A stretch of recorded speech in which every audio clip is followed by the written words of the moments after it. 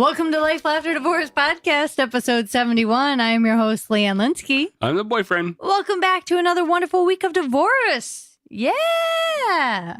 They just keep coming. And we're excited to be here every time. You guys, while you're out there tuning in, make sure you rate, review, and subscribe. And while you're out there not driving and you're safely at a computer, your tablet, your phone, check out lifelafterdivorce.com. We have all kinds of good stuff on there for you. So this week, boyfriend, I'm really excited about our guest. To catch everybody up, the last 3 episodes were a trilogy with Glenn, Chris, and Misty, or Glenn Mistifer, or Christy Glenn. It's kind of my... Or Glenn Christie. Right, or... we're Bradgelinaing this whole thing. Anyway, those were our last 3 episodes. This week, though, is entirely different. It is. Yeah? Yeah. And I think this week, you know what? I don't know. Have we talked about norms? Like Norm! Like Cheers? Yes. Yeah. Like where everybody knows your name. Yes. Actually, norms, you know, it's kind of funny because when you think about it. You mean like normal, like what sort of happens in typical relationships? Those kind of Kind norms. of what happens in typical relationships. But like, I think where, you know, like meet caveman, meet grab woman and drag her by head. Yeah, that kind of stuff. kind of like societal norms more so than anything else, right? Wouldn't you say? Which have changed. Right, which they have changed. They have changed considerably, but it's amazing because even when you get equal in the more, or should I say more equal in the workplace or other areas of life, that doesn't always pan out. And I don't think relationships on an intimate level have evolved as quickly as maybe things have changed for equality in the workplace. I don't know. I think generationally there have been changes. Yes. Like parents in the 50s are different than there's definitely been changes, but I think changes have evolved more in a workplace than they have at home. Maybe quicker. Yeah, because you can change over a 5-year span in a workplace. Where I think the changes to relationships are generational. You sort of see how your parents were, or you learn things in high school, and that's sort of your trajectory of a relationship as you go through your life. Exactly. I think it's much quicker. Change happens outside of the home. To your point, I think it's very generational because I think we learn so much. I don't even know how to explain that, but yes, for instance, like I think women have if you look at gender roles in the workplace, women are more equal in the workplace. Not every workplace, but definitely has progressed, right? Getting better. There's still differences in pay. There's still differences in... There's still room for a lot of improvement. The ceiling has still not completely been broken. Right. So, but at home, it seems like it's moving...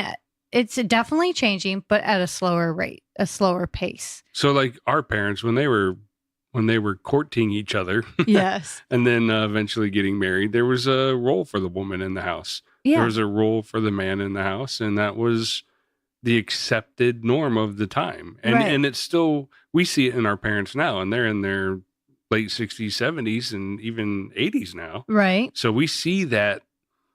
And yes, you do. It's very different.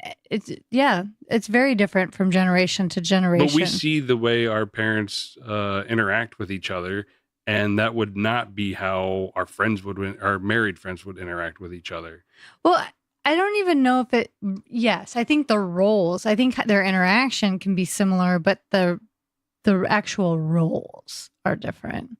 Okay, so, yeah, there's still love and in the relationship, right. But there's different ways that what your job is in that relationship versus your responsibilities. Who's responsible for what? Yeah.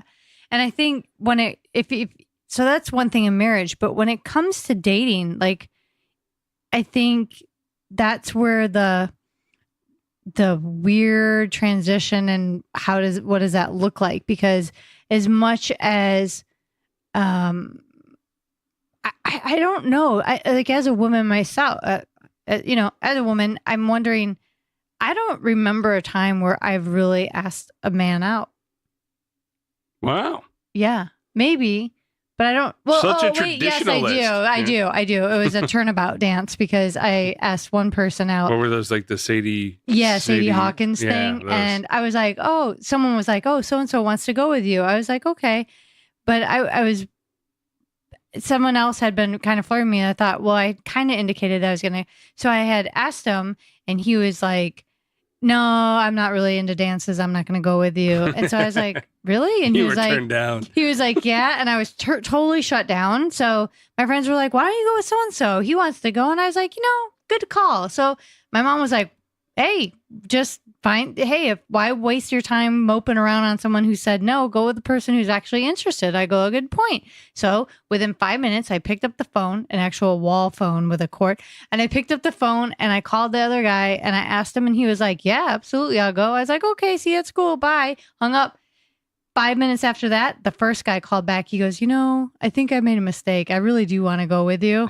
I was just nervous. I'm like, sorry, I found another date. He's like, that was like 10 minutes ago. I was like, yeah, I know. Bad, man. I was like, sorry. No lie. Yeah, within 10 minutes, I had already found someone else. And the first guy was like, what? But back to the dating and the roles. So I think that's the only time that I've asked somebody out. And to your point, going back to that is how often really do women ask men out versus men asking women out? I feel like we still put that on the man. Well, on our generation, we do. Yes. But I think in the coming generations that are the millennials and those, I think it's starting different? to change a little different there. Is it a drastic change or has it changed a lot? That's what I can't answer that. I am not one of them. So that's the only person back in the high school dance or was it high school or was it junior high? It was high school. High school. It's the only time you've asked someone out. Yeah. So everyone else has asked you out since then. Yeah, probably. I don't think I've asked anybody else out. All right. So what is the difference between a woman asking a man out versus being asked out? Does it set a different trajectory for the relationship? Because if you're more in charge and you're the one who wants the guy to be with you versus the guy chasing you, I think it would change. Like, why don't I just pick somebody?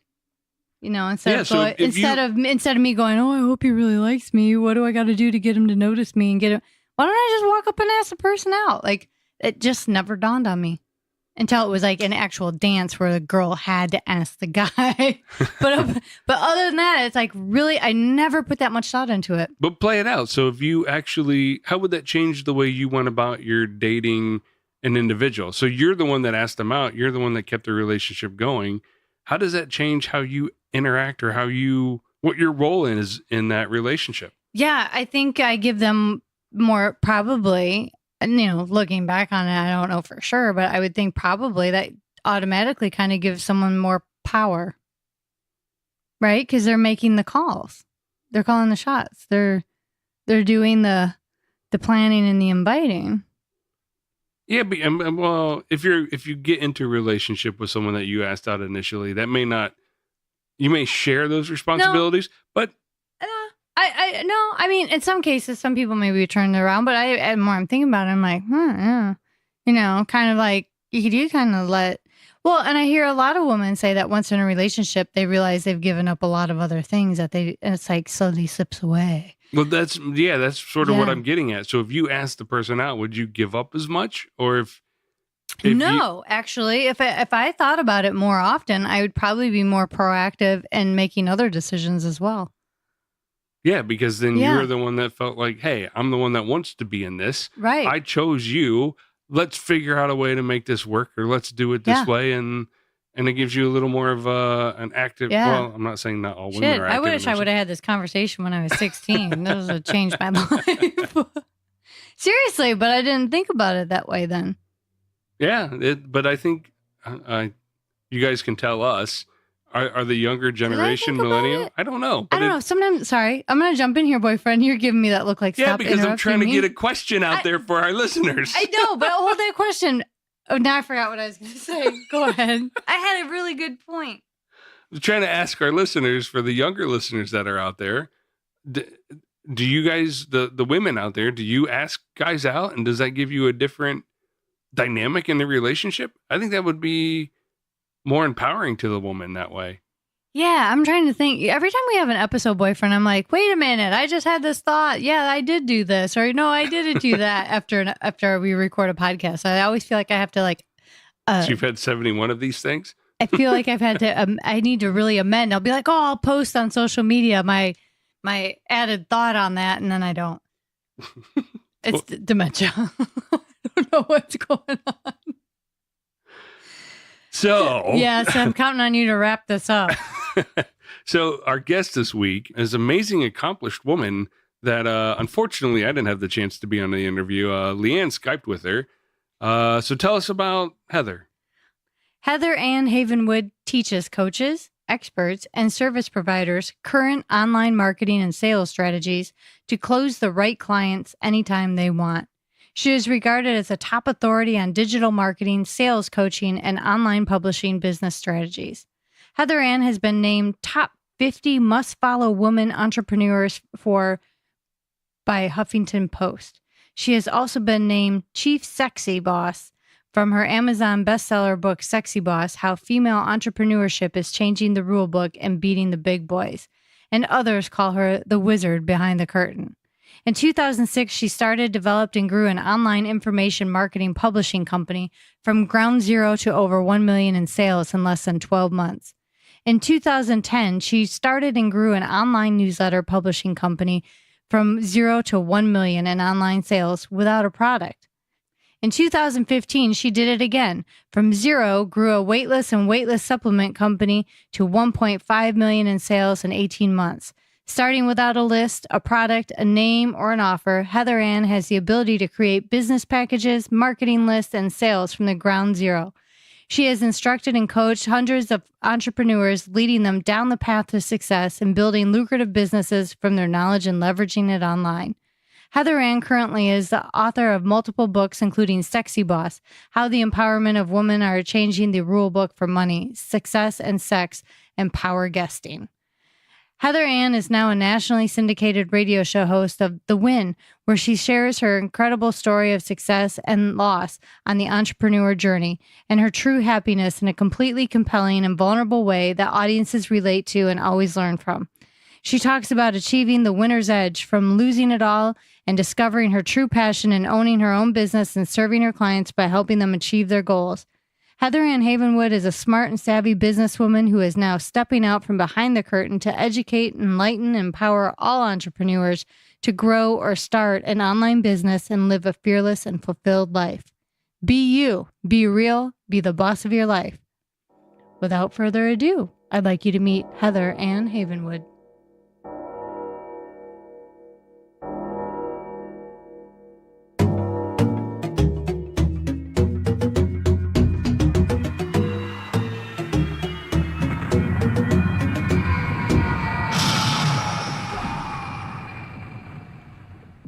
Heather, welcome to Life, Laughter, Divorce podcast. Thank you. This will be fun. Yes, I'm very excited that you're here. I know we have talked and worked on the scheduling and talking about getting you on for some time. And I know when we spoke before, you have quite a story to share. So I'm excited to hear everything. And I know our listeners are going to truly appreciate this because you're a real go-getter. And thank you. I appreciate that. Thank you. You're welcome. So I guess to start, now you have not been married or divorced, correct? Correct, technically. Right. Correct. And I know you mentioned that a lot of what's happening and going on probably currently is somehow affected at some point about other relationships that have impacted your life. So why don't we start kind of like at the beginning and what that looks like? Sure. And I believe that's with your family. Yeah. So, I mean, like you said in the intro and whatnot, you know, I'm an author and speaker, and I'm kind of a go-getter, and I am out there a lot and whatnot. And I think a lot of that, the reason I'm bringing that up is I really think that a lot of that has to do with my kind of overachieving, I would say. I don't think I'm overachieving. I think I'm underachieving. However, some people look at that differently. I think a lot of it has to do with my upbringing and the divorce. So just to kind of give you a picture-esque view of like how I grew up. So I grew up in Houston. I was born in the mid 70s. And then my parents were married. My dad was in the oil business. And from what I understand, again, I don't remember it necessarily, but I remember like supposedly we were well off, supposedly, right? We were in upper middle class and in the burbs in a big house, custom home. And and then around age 6, right, my parents started getting a divorce and it became extremely messy. So I was in Houston, Texas, which is Harris County, which is a very large city. And my parents' divorce was the first jury divorce trial in all of Harris County because it was a custody battle. And there was obviously a lot of property and a lot of money. So they say, no, right. We actually ended up, parents divorced, my mom got full custody, and we were constantly struggling. I mean, it was constant money struggles because my father then, withheld, got married quickly. So they just give you a timeline. They started the separation 81, divorce final 83. He remarried 85, new baby from his new wife 86, 85, 86. So he started a family quickly. And while we were constantly struggling, and the reason I bring that up is I think that has a huge effect on my life now. My sister is 3 years older than me. She's close to 45. She's not married. She doesn't have any kids. I'm not married. I don't have any kids. And I'm not saying that, maybe it just might be life circumstances, but both of us had to learn quickly how to raise ourselves. My mom was struggling working. She was not bred to work. She was bred to be a mother and take care of her babies and to take care of her husband. So she didn't know anything about finances or anything about business or anything about work. She knew nothing. So when she was thrown into the workforce, she was clueless. And she pretty much went from job to job, struggling to struggling. And she was also kind of what I call the scarlet letter. I remember growing up in my 6 or 7 or 8 years old and seeing these women at the house. It was like 3 of them. And they were like the women in the area that were divorced, And everybody whispered it just like that. Yeah, they did. Yeah. Oh, your parents are divorced. Oh, I'm sorry, And we tried to keep up with the Joneses and have the house and all that as long as we could. I guess parents were paying, dad was paying for that for a while. And then all of a sudden, pulled it when the new wife came in, right? And then all of a sudden we're living kind of not in the burbs anymore and trying to keep up with the Joneses. And so my sister and I had to learn how to make our own money quickly at the age of 13, 14. She was having a job. Job was on 15. And I say this in a weird way. Look, here's the thing. Let me be straight about it. I did not grow up in the ghetto, right? I'm not African-American. I'm white. And there's a different kind of stigma there because when you're in the burbs and white, everyone's doing well and you're not, you have to hide it, versus if you were in the ghetto, no one's doing well and you were doing well, that's cool. You know what I mean? Everyone around us was doing well. So we were constantly having to hide the fact that mom was divorced and then we weren't having any money, so we were constantly in this battle. So I think that's why my sister and I are hardcore in our career. We have our own money. She has her own house. It's just very independent. And my mother kind of honed that in our heads, mainly because she didn't know how to be independent. So I think that's made a huge impact in I know my life and my sister's life as well. So I guess I'm a little too independent for my britches. Right? So I've been told by men, and I've been engaged 3 times, and the last one was recently. It was a big, huge, massive divorce / business divorce, and I can get into that later. But I really think that here's my point. My point is, it doesn't matter what your ethnicity or your color of your skin or where you grew up. Divorce can have a huge impact with the kids. And even now when I do date, I'm extremely sensitive. If they have kids, I'm like, I don't want to meet them. I don't want to meet them for a long time until you and I have a relationship. If we do, then fine. But if not, I'm not getting the kids involved. Because at the age of 6, I was thrown a stepmom. Here's your mom, here's your new mom. And I'm like, who's this chick? So, and she's been in my life ever since, not in a good way. It was never in a good space. We don't have a relationship at all. I think that one of the challenges I deal with as an adult, and I think people do today, they they don't really get the impact of having parents or adults go in and out of a child's life. They think as adults, we can cope with it, and kids don't cope. They cope differently. They cope differently. So I think they don't take in consideration how the kids feel. They just have to deal with it. Here's your new parent. Deal with it. Yeah.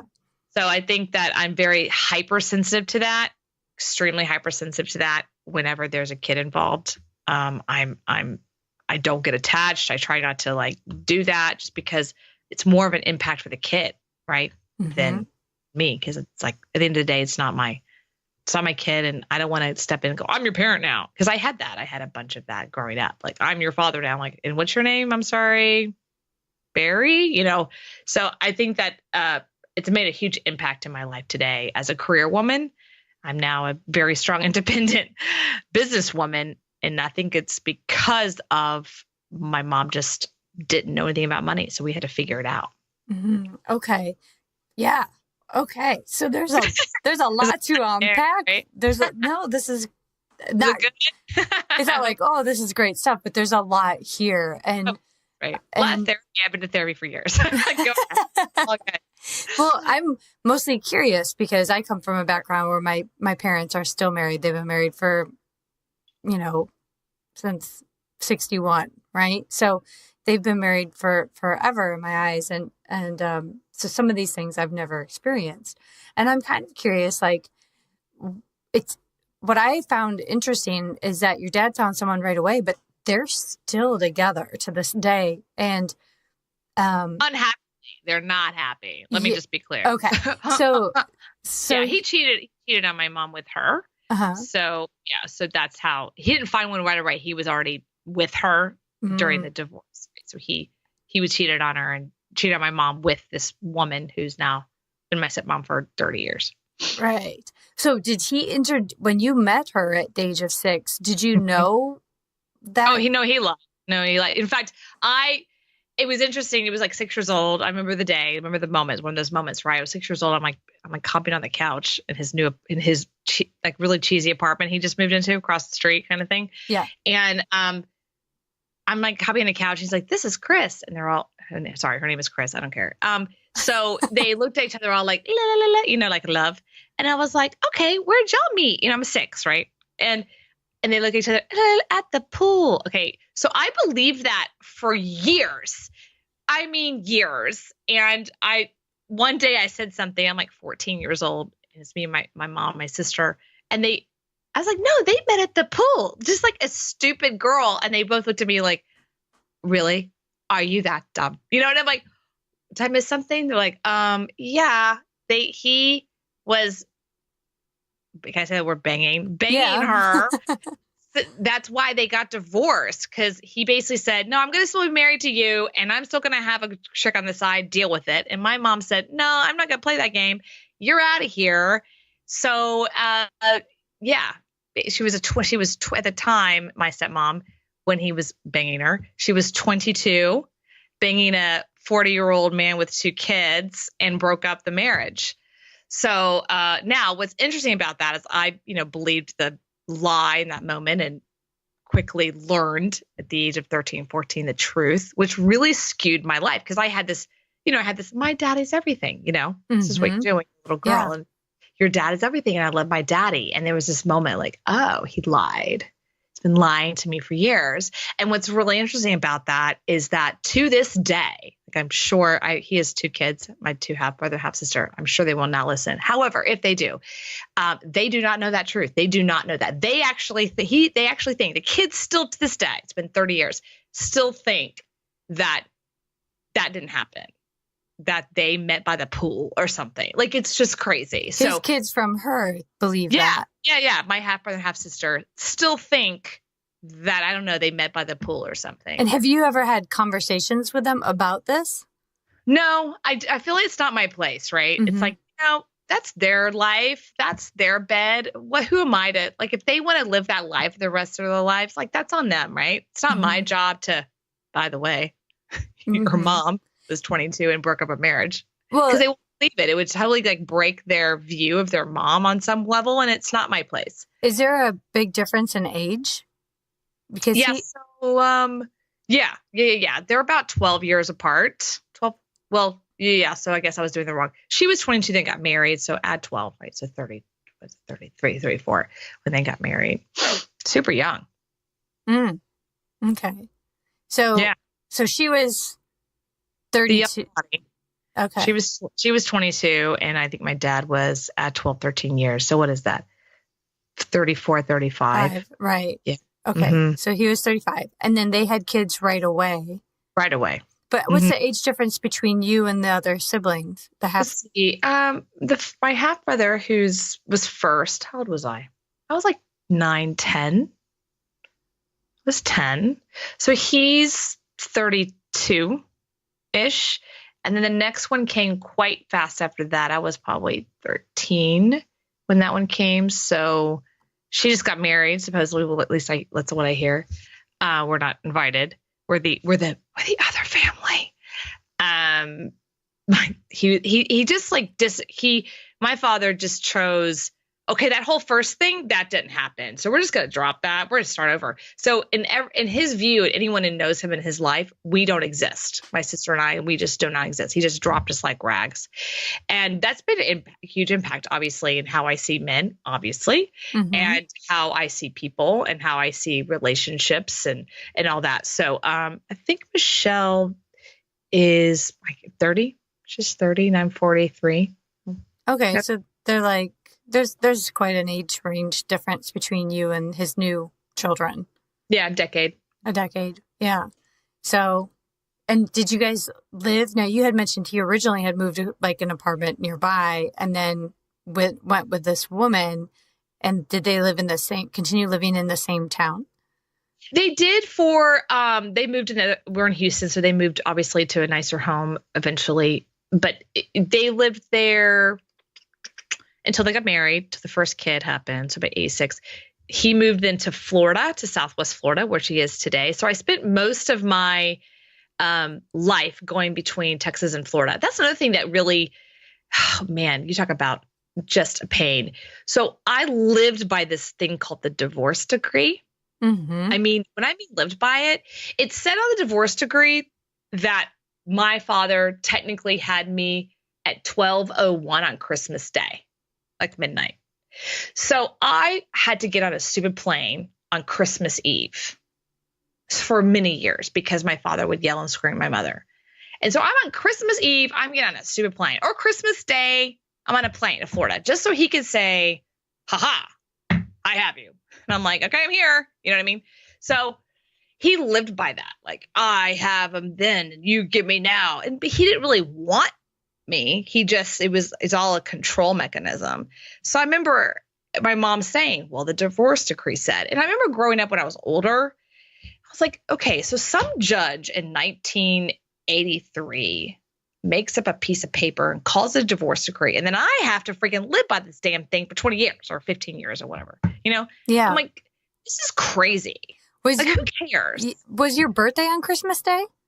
No. Oh, it was Christmas. Yeah. I was like, the whole visitation thing. Yeah. So he just decided that was the holiday that he gets you. So therefore that's when you have to get on a damn plane. I mean, I spent so many years getting on a plane on Christmas Day at 5 a.m. on Christmas Day. For no reason. It wasn't like, you could have waited till the 26th or 27th. And I had my friends. You know how it is when you're holidays, you're 13, 14 years old, and you want to stay at home and stay with your friends. And he would force it. He'd force it. And my mom's like, sorry, I'm taking you to the airport. Wow. So whenever I hear the word divorce decree, I just like cringe. Right. And whenever I hear parents, I'd say things like, well, I technically by the divorce decree, I have them on every other weekend. I'm like, can you just like really get the kids' world? That might not work anymore for them. That might be when they're 14, like maybe they have a tennis tournament and that just doesn't work for them anymore. Like you just need to really get out of your own head as an adult, and it's not about you, right? It's about like what's best for this other human being called a child. And I know for myself, that just didn't happen. My father was father was very abrupt. My sister at that point had just pretty much like, I'm not doing anything you say, and was the rebel. So I got the brunt of it. That was my next question is I'm sure you guys didn't handle these things the same way. So she kind of rebelled against it because she was older. Yeah, she was older. So she did the big, like, F you kind of thing. Like, I'm not doing anything you say, kind of that. So I was the good child that went back and forth and back and forth and back and forth. And my sister did the rebuttal thing to him around when she was 16, 17, and pretty much stayed that way forever. But I was for years, almost a decade or so after that, back and forth, the bridge. I had to kind of keep the peace. I was the peacemaker, right? Like, yeah. I love my mom. I love you too, Dad. I love you, Mom. And I tried to do the whole peace thing for years. And then I finally saw the way. I saw that it was just, this is insane. But it took me a long time because I didn't want to believe that he did a lot of things that he did. I didn't want to believe what he was doing was truthful. I didn't want to believe the things I was hearing, right? And my mom was one of those people like, here's what he's doing. And if you choose to go with him, that's fine. You get to choose the relationship with him. You get to choose how you see him. I'm not going to diss him, and I'm going to tell you what he's doing. That's how she took it. She's like, I'm not going to sit here and tell you he's a horrible piece of S or whatever. I'm just going to say, here's what's happening, right? You get to choose how you want the relationship to be. And if you love him, I know you love him, and I'm not going to stop you. And here's what's happening, and have a good trip to Florida. Like she just kind of like, I want you to have a relationship with him, and you also need to know who he's being in the background. Right. Right. And make your own determination of and go from there. So your sister was older, so she probably, it makes sense. She saw a different side to him that it took a while. And I totally get both of how you guys would see it and for different reasons. Right. So now that you guys are older and have been on your own and have time to reflect, and you've been dating yourselves and stuff.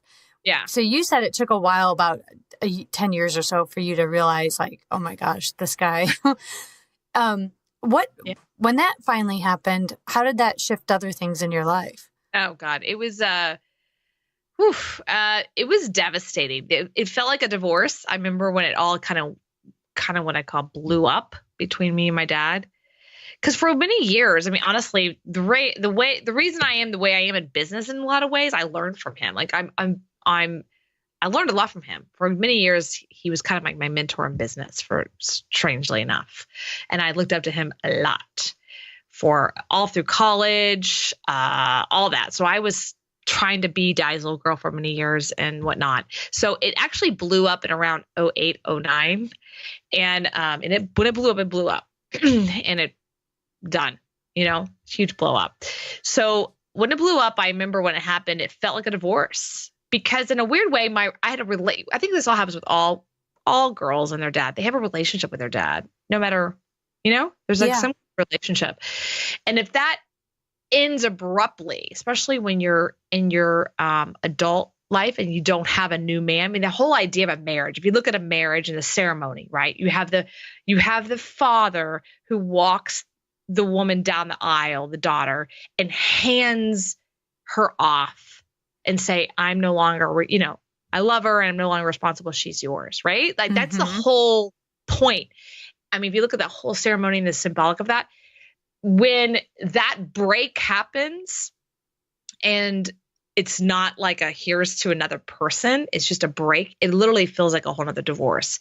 So I went through, it was like a divorce, because it was a break in reality for me. It was a break in who this person I thought he wasn't him. Like it was just all a facade. So it was a huge break in reality. And I was living with a guy at the time when it all went down, and that didn't go well at all. He didn't understand.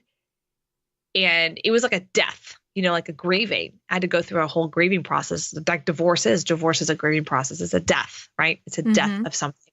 So I was going through that, and we ended up breaking up. He actually said years later, I now understand what you're going through. I didn't get it. I didn't understand. You and your dad had a fight. No, it was not a fight. It was an ending. And he's like, I didn't understand. It was like a divorce. It was like a grieving. I didn't get it. I just thought you were being over dramatic. So that was the gentleman you were dating had said that. So when you and your dad went through this ending of the father-daughter relationship, what did that blow up like with a big fight, or did it just kind of happen where you didn't speak any words? What did that look like? What did that look like? Wow, you're going deep, girl. I mean, I'm thinking about should I share this? Yeah, it was at a time when I was at his home, and I had just gone through a massive bankruptcy and I shared this story on my book. I have a book called Sexy Boss and Empowerment of Women. And I share my story of how I went from $0 to $1 million in 1 year in business. And then in 2006 and 2007, the market fell, went upside down, and I lost everything. So I'm sitting here at his house, and I had just lost everything. And I'm really trying to figure out my life. Like, I'm in this kind of like, oh my God, what's happened? Right. Mm-hmm. And I'm really needing clarity. I'm needing a parent. I'm needing somebody to say, okay, it's going to be okay. Let's work this out. You know what I mean? Like, that's what I needed.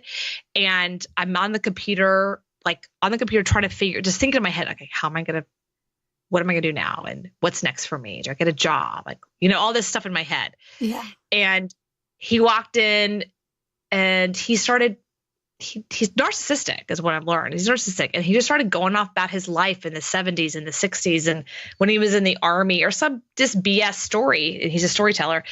And I looked at him, I go, Dad, I'll be honest with you. I don't care. Like, I don't care about what happened to you in the 60s or 70s. Like, I just don't care. What I care about is my life right now. I'm 30 something years old. I'm going through this. I need your help. I don't need to hear about some stupid story about 1965. Okay.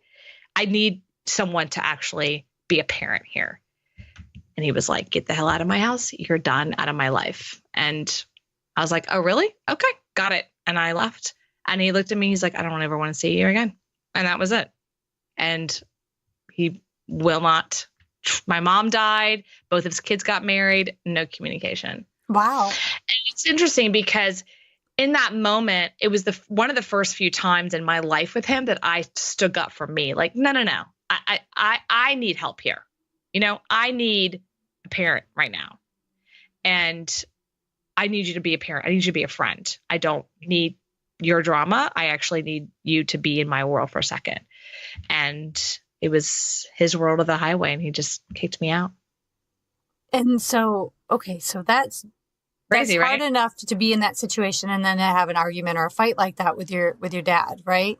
And so, mm-hmm. so you left or went home, and then did you think like, oh, this is going to be repairable, or did you know in that instant like something was different about this particular? I knew something was different. I did reach out. I'm the person that always apologizes kind of thing. So I did reach out like a couple weeks later, like, hey, maybe let's have a conversation. What happened, right? Yeah. Let's time's passed and emotions have dropped, and I want to explain to you where I was at and why.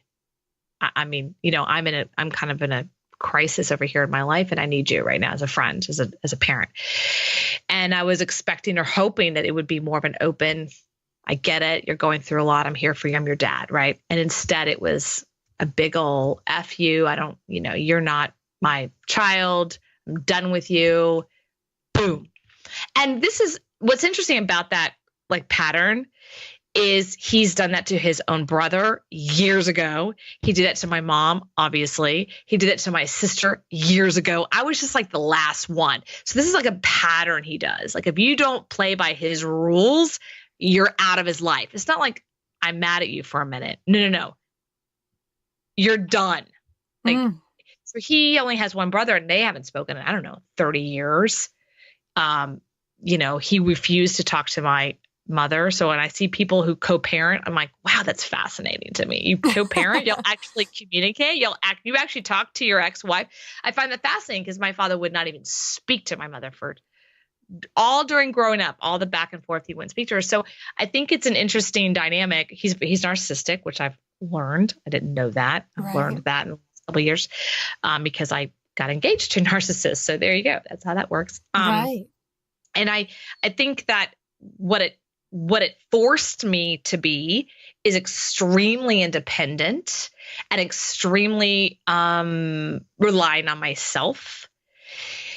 And I know that. I'm very aware of that. I have a very hard time when people come into my life, especially men who like want to help me. I'm very like, what are you doing? Why are you helping me? Yeah. What do you need? Right? What do you want? Like, what is that? What's the catch? What do I have to look for? Where are the Right. red flags? Yeah. Right. So, and I'm aware of that. And my sister's, I wouldn't say she's the same, but she has similarity patterns. Right. So, I think that the whole point of all this is like, look, I'm not perfect. Right. And I know that. At the same time, in a weird way, I have to say, I'm glad it all happened.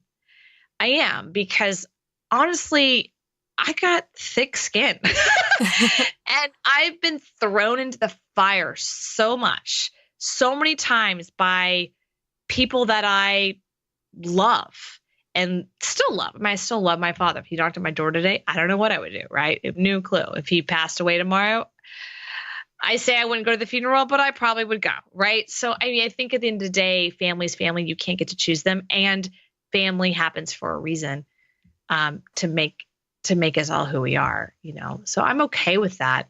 And in relationships today, yeah, I get guys all the time like, you're a little too much for me. I'm like, I got it, right? Yeah. You get it. I understand that. And this is who I am, right? So. Right. So, okay. So now, when did you realize that your dad was, well, I have a pretty good idea. So yeah. Yeah. So, last relationship. Yeah. Yeah. So before this last relationship, so this all happened with your dad. You had 07. Yeah, and you were having trouble with your business. And then when did your first engagement come? Well, my very first engagement was in my 20s, actually, to a very nice guy, Chris. Chris is a great guy. He's still a great guy. Like, it's one of those ones where my mom was like, "You should have married Chris." Even my mother was like, "You should have married Chris." And you know, they're right. He's such a sweetheart, and I loved him. But I wasn't ready for him. Like, I didn't see he was a good guy. I was so in my stuff.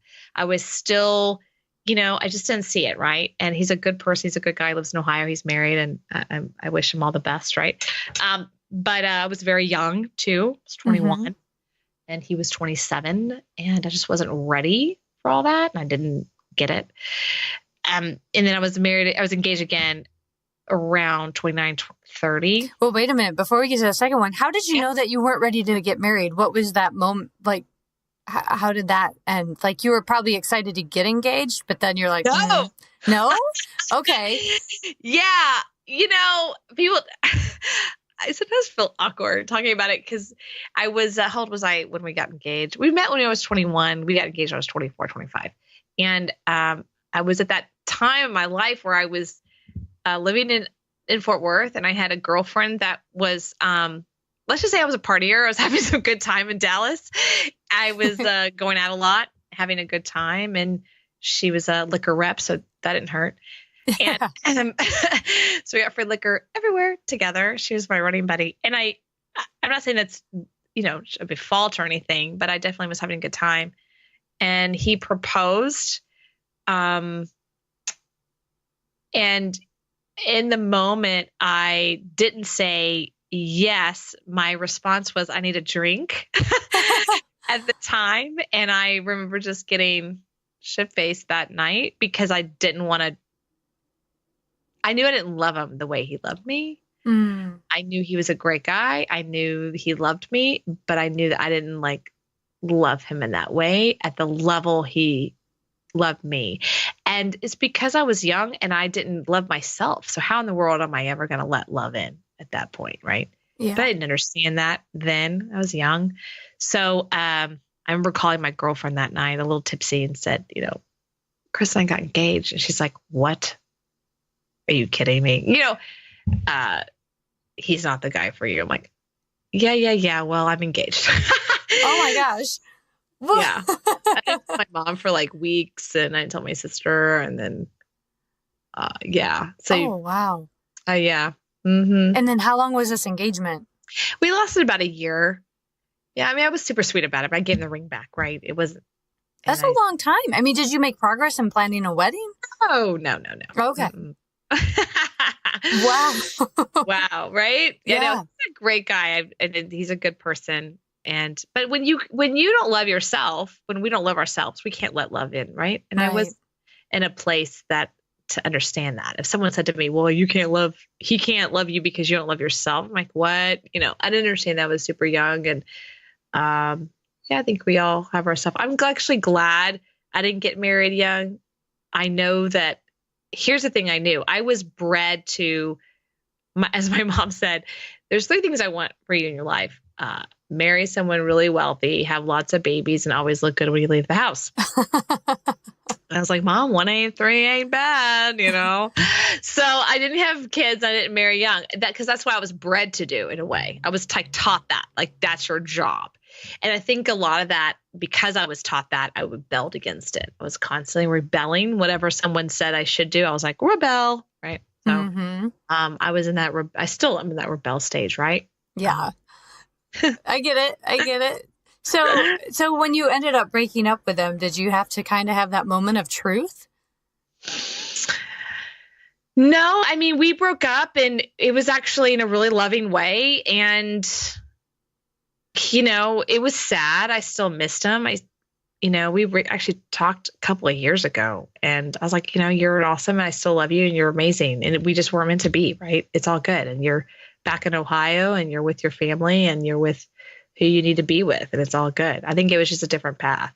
Yeah. Good. Yeah. There's nothing. He's just a good person.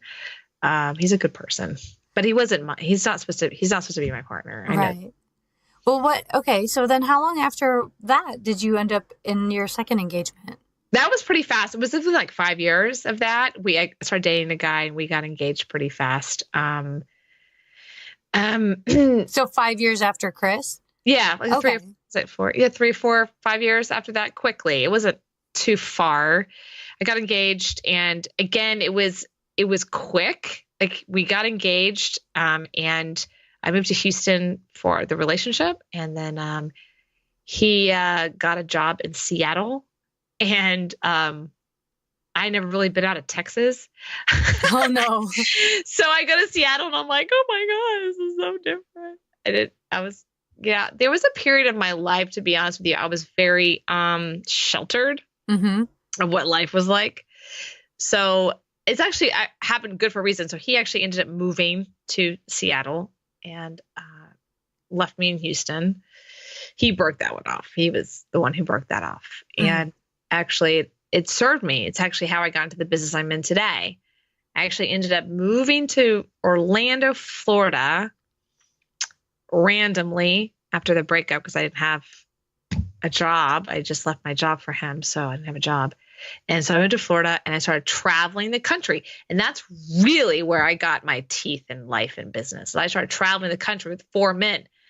You talk about learning life quickly, right? So I traveled full time, 50 weeks out of the year, city to city, every week, different city, 3 days out of a week. It was nonstop. I was living out of a suitcase. I was traveling with all guys, learning the ropes of marketing, internet marketing, speaking, business. That's why I'm in the business today. This was in 2001. And Kent flew back about a year, 2-ish after we broke up and saw that I was doing well and traveling. And he's like, okay, I want you back. And I was like, no.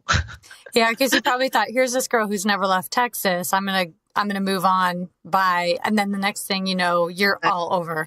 I'm all over the place and I'm traveling and I grew up, I got my big girl pants on and I started to learn the business and ropes. And that's about 2 years after that is when I did my first $1 million online. And it's been, on the entrepreneurship road ever since. So you're this great catch. He's like, wait, I can't let her go. Right. Oops. Just kidding. Yeah. So, right. And I'm glad that one happened too. He's a good person. Nothing negative about him. Good person. Totally good person. All good. But yeah. So you're doing great and you're doing well. You're successful. And when did you meet this third one? That was the third engagement. So I've had obviously boyfriends between then, right? But third engagement was recently. We met at an event, seminar, because I've been in the seminar industry in the real, in the information marketing and speaking in seminars for a long time, and speak myself and travel the country myself. So I was there at the event, not as a participant and not working it. I was there actually to talk to the speaker, to the main person, potentially doing a business deal. So we met. He was local here in Austin with me. And within the first date, he looked at me and goes, I want to be married with kids. So if you don't want that, I want to know now. And like, wow, put it on the table, dude. And I think he said it right before I ate my steak. Right. So anyway, this image me like puking at my steak and like, okay. But I was 38 and my business was doing well. I was settled in Austin and I thought, yeah, well, that makes sense. He's a good looking guy. He's smart. He's a doctor. He fit all the little text box profile. Was he the speaker at the? No. Okay. But he was at that particular conference. Yeah, okay. He was just a participant. So, he fit honestly. And that's why this breakup's been so hard is he fit every damn box I had. Right. He was an entrepreneur himself. He's a doctor, but he was entrepreneurish. He was kind of a cowboy in a way. He's got a farm like that in Texas. Good looking. We worked out together. We started building business together. We were on the same page politically. He was extremely hot. I mean, there wasn't anything. I was, like things were good. Right. So he's a doctor. Let's give him a name. Bob, Dr. Bob. Great. And so he sounds like this ideal person and he's telling you everything you feel like, wow, okay. I wouldn't have thought of that, but that makes sense. Right. Everything was kind of, I felt, falling in line. And yet we had a hard time all of a sudden communicating about year 2. And we went into therapy just to kind of have a deeper connection, and I was wanting to get closer and connecting more. We were having a hard time intimately connecting, like in a world of talking and really just deep tech talking. But everything was fine. We had his business and we were building a business. We went from 0 to 1.5 million in sales with the new business that I built on top of his.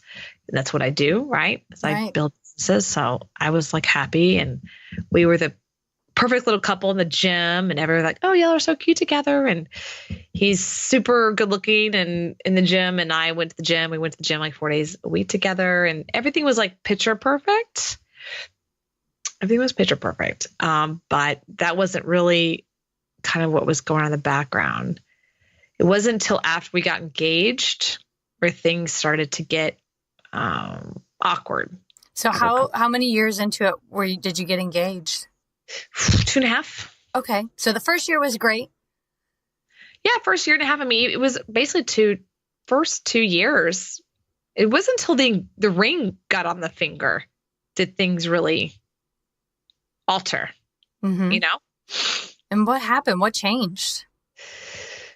Well, he's a narcissist, which I didn't know until afterwards. And so anytime everything was fine. So in a narcissist's world, okay, everything's fine as long as you play in their sandbox. Mm-hmm. So the moment you like, okay, your sandbox is handled, I'm going to go over here and play and like create another sandbox, right? That's what I started to do because I had dropped my entire business at the time and dropped everything and went into a sandbox. Just imagine that and started building our business, our future. Right. And he's happy with that. And I was making him money, right? I thought it was us money, but he was controlling all the finances. But because I loved him, then I let him because, it's okay. Right. That's where I went in my head and I let all my business savviness just go out the damn window. I didn't call my lawyer and say, hey, you think I would learn my first lesson because my first business partner went from $0 to $1 million in 1 year as a business partner. We went very well. And I came home one day from an event and everything was gone. That was in 2006 and 2007. And my biggest mistake was I didn't get a lawyer. So here I am now feeling like I'm a strong, savvy businesswoman years later, falling in love. And I kind of pretty much did this exact same thing, but yet I still had a business attorney on speed dial and he still gets mad at me. Like, and why didn't you call me? Like, because I was in love, Jerry, So I just trusted him that, of course, we're getting married and we're creating together. And so things didn't start to get hairy until the therapist was like, okay, look, you guys are engaged and she's asking for the finances. I mean, you all are both creating this money together and you won't even let her see the bank account of the business. Like you got to figure this out. You got to let whatever thing you got going on with this, like y'all about to get married. Like she wants to see the finances. This is not weird, Yeah. And that's where it was like, poof, oh no, you're going to be in my control and I control all the finances. I control what you do and not do. And that's where things start to get weird. And I'm like, I'm still an independent person. So I'm like, whoa, whoa, whoa, whoa, whoa, whoa, And so when I started to go, well, I'm going to start something else then on the side. I'm going to start my consulting again or whatever. That's when he was not happy and doubled down. And then eventually, from underneath my nose, while I'm dealing with like the heart issues, like I love him and why are we not connecting, all that stuff. The background, he actually stole both businesses from behind my back. And so that's why we're in business divorce. So yeah, crazy. Right. I know. A lot of therapy. I feel like I'm in a therapy session. It's okay. Are you gonna charge me? No. And here's why I'm sharing all this, right? Because Yeah. I feel like this is probably gonna bite me in the ass in the future. But here's why I'm sharing all this. I think that this might look, you can judge me all you want, whoever's listening, and that is cool. But in my experience, and this is over a period of time, and again, it's probably my view. In my experience, men say they want a strong woman. I call bullshit. Because they say they want strong, they say they want independent, they find it sexy. They're like, yeah, that's great. I'm like, look at you, you're hot. But the moment they're like, okay, now we're in a relationship, you need to stop that now. I cannot tell you how many men have told me that. Okay, now we're in a relationship. That whole thing about like strong and independent, okay, like you can stop. You need to rely on me. I need to be the man. You need to stop doing all that. Stop doing your business. Stop doing that. Stop doing this. Stop doing that. That was all just a ploy to get me in. No, it's actually not a ploy. It's reality. So every time that what I called not be myself, which I called, is exactly what I did with Dr. Bob, is I dropped who I was for him. Every time I've done that, and that's not the first time I did that. And I know women who do that all the time. Oh, I stopped my business or stopped my career for the marriage or whatever. Right. Every time that I do that, I am betraying me. It's not about letting something go for something. It's betraying yourself. And so whenever I do that, I always find myself in hot water every time. Every time. And I don't care how society says that men say, we want independent, strong women. I really call BS because every time that I'm like, well, this is what I want. This is what I want to create. They're like, oh yeah, that's cute. But now you need to stop that because you're going to be in my world. And like, this is where we're really going. And yeah. It's more than once. This is, and even in dating right now, I see guys like, oh, it's so sexy that you're like that. But now like, okay, can you now like not be like that? Right. You don't have to be like that with me. You can be like that everywhere else. Yeah. Right. And I'm like, that's who I am. This is an act. I'm not an act.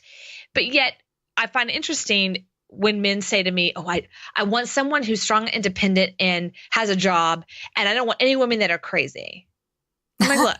that drives me bananas. The whole women who are crazy. We're all crazy. Okay, we're all crazy, but there's a difference between psycho and crazy.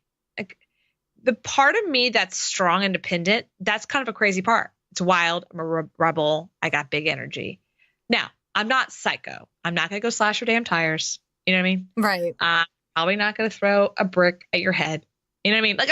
I'm not psycho. There's never been a man that said, you're psycho. Now, they've said I'm crazy. Well, I think crazy comes with a negative connotation. Like I'm not okay with men joking like, oh, you're just another crazy woman. Because if you listen to narcissists in general and talking to some people, they're like, that's what they'll usually say. They'll badmouth their previous relationships with women and call them crazy. She was crazy. And when you start defining your significant other as crazy, there's just like nothing good about it. And I can't interpret it to mean something it's not. Like, if they want to say that I'm independent and I'm confident and I'm a go-getter, then great. Then call it confident, independent, and a go-getter. But the word crazy has a different connotation. Exactly. And I think that's like that's a negative hit. And when those kind of things start coming into relationship, that's a red sign.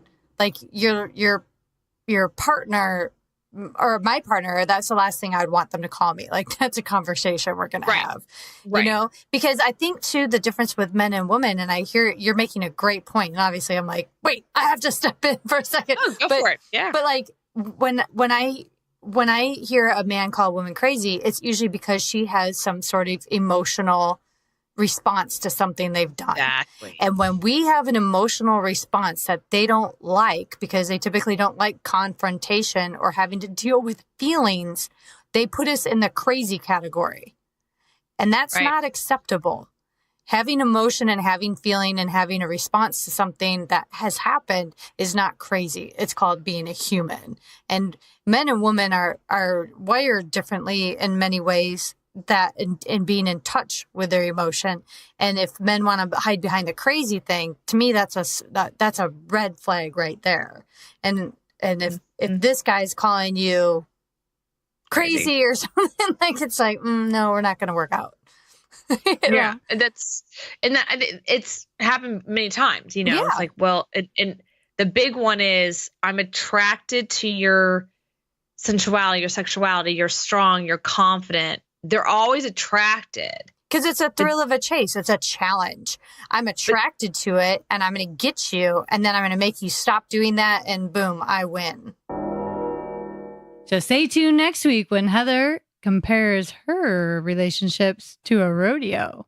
What? Giddy up, cowboy. Wow. Okay.